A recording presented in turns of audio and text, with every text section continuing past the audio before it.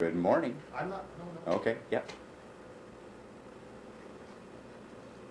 ThatRadio.com. I'm Mascott. Tune in Wednesdays for my show, Mascott and Company. You're listening to Mascott and Company. M-A-S-C-O-T-T. Mascot and Company. Listen every Wednesday, 11 to 12. And good morning. I love that sound bite. That's my daughter Melody. Oh, she can sing. Hey. And you are listening to ThatRadio.com and another episode, another hump day episode of Mascot and Company. And fresh from his tour at Canada AM, I have Orin Isaacs in the house. Good morning, Orin. Morning, Mark. Don't you love it? We have an hour, and you will not be bumped this morning. Thank you. I can't handle any more bumps for the day, you know.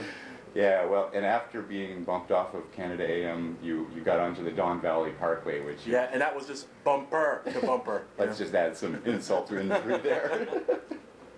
But we're here. And I am really grateful to have you here. I remember meeting you many years ago at an event called Breakfast with Santa. Oh, yes. And you were a dad. Still am. And a proud dad. It was actually quite attractive the way you interact with your children. And you were actually out at Canada AM doing a release of a young fellow Craig Sharp's CD. Yes, we have Craig Sharp's CD. I am dropping next Tuesday, the 27th. So we were at Canada AM this morning doing a little promo for it, you know. And how old is he? He's 17 now. He's 17. Yeah. Coincidentally, a young man of 17 broke into the music business right out of high school, started his own little entertainment business, Basement Productions. Basement Productions. M-I-N-T? Yeah, bass, B-A-S-S for the instrument I play, and mint for the money I thought I was going to make.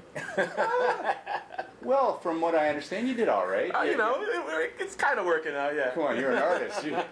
You always have pie-in-the-sky dreams. Oh, no doubt. But that's a great segue. Dream Warriors was one of your actual introductions to production. Yeah, we toured. I got involved with the music production game, and I got involved with the musical directing game for tours back with the Dream Warriors Subliminal Simulation album back in like '95. So that was the first time we toured Europe, and it was like a blast with those guys, you know. So, yeah. And you're a young, early 20s at that point. Yeah, you know, I would say that's about, I don't know, whatever it is, 12 years ago. So I had to be, I don't know, 19. Excuse my math, you know. Yeah, well, that's the way we work. Yeah, because after a while, you're just in the game because you love it. You're not counting the years, you're not counting the dollars. No, they fly by. The years do definitely fly by. You yourself have got 3 Junos.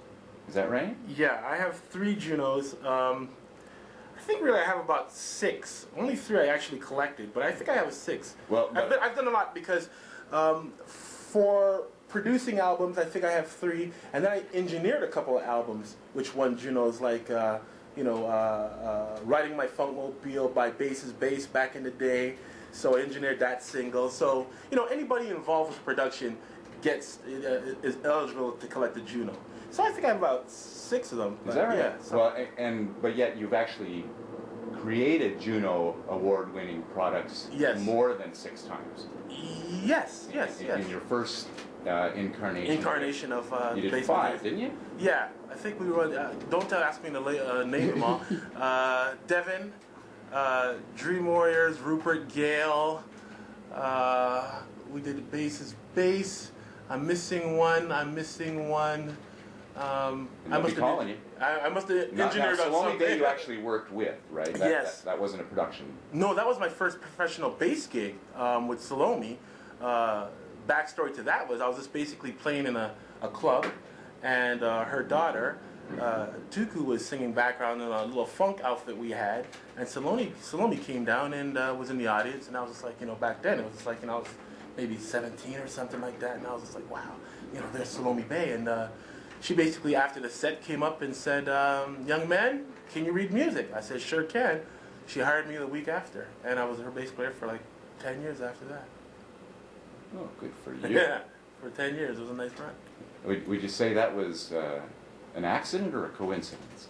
I I don't believe in accidents. I don't believe in coincidence. I believe that, luck is a funny thing. I believe that when preparation and opportunity meet, then you create your own destiny. You know what I mean? I always say it's better to be prepared and not have an opportunity than have an opportunity and not be prepared. So at that time, it just happened to work out that she was there, and I was able to take advantage of that opportunity, and I was prepared for it. When you knew how to read music. Yeah, that was important. My mom, when I said my mom has a degree, my brother has a degree in honors in mathematics from the University of Waterloo. My mom came here and she did work during the day, did night school at night, and she got a degree. And then I'm the lone person saying, well, hey, I want to be a musician. My mom never looked down. She just said, you know what, then you got to be the best musician possible. So, she hooked me up with all the tools I needed to be successful in the music game, and that was one of them. She said, you better learn how to read the musical documents. So she sent me off to music school. I learned, and sounds like you had your biggest critic and biggest fan in the same person. Number one, Mommy. She's the one who held it down. Still holding it down. So I owe a lot to her for everything that's been happening. Well, and you've definitely proven her right. She pushed you the right direction. Yeah, support structure is almost everything. You know what I mean? You got to have those people to fall back on. We were talking